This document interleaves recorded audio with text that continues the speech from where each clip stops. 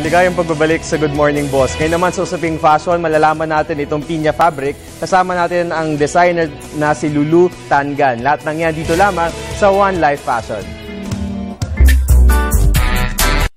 Mga boss, ngayong umaga andito ko sa isang exhibit ng isang sikat na designer. Pinakilala niya ang pinya wear na pwede na rin gamitin everyday at pwede na rin sa mga babae. And kilalang-kilala siya sa kanyang mga knitwear. Halika at samahan mo kong kilalanin si Lulu Tangan. Good morning. Good morning. Lulu, kilalang-kilala ka dun sa mga pinya or yung mga akala nating panglalaki lang na barong, pero siya, ginawa niya na pwede rin itong pang everyday wear, pwede na sa mga kabataan na babae. Ito ang pinya na kilala as a barong wear. So, saan mo nakuha or naisip itong ganitong klaseng konsepto? Actually, kasi I've been in fashion business for many years. Ang specialization ko is really knitwear. Pero matagal na, I wanted to do something that is good for the bayan. So, gusto ko sana matuloy yung tradition kasi nawawala na yung mga handicrafts natin. Like, dati ang daming crochet, ngayon wala na. And weaving is one craft that we should not lose kasi it's our pride also. And pinya, wala naman ibang bayan na nagwi-weave ng pinya. Diba? So, I think we should all encourage the use of our own indigenous materials. So to encourage that, nag-umpisa ako to work with indigenous materials. Yung knitwear namin, ginawa namin innerwear.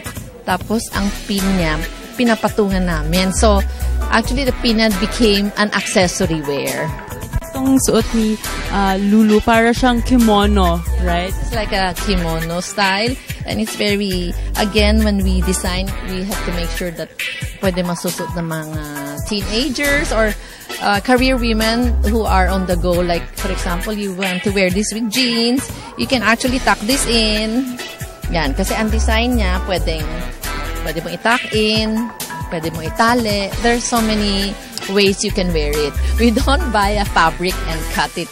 We actually knit out the pattern. So let's say you're in your let's say your jacket, you have the front piece, you have the back piece, you have the sleeves, you have the collar, you have the ruffle. What we do is we knit out each and every piece and then we connect it. So, ang tagal. Kaya sulit ang presyo.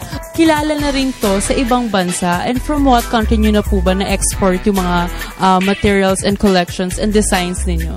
Actually, I was into export many years ago, and I think the first country was in Japan, especially in Tokyo.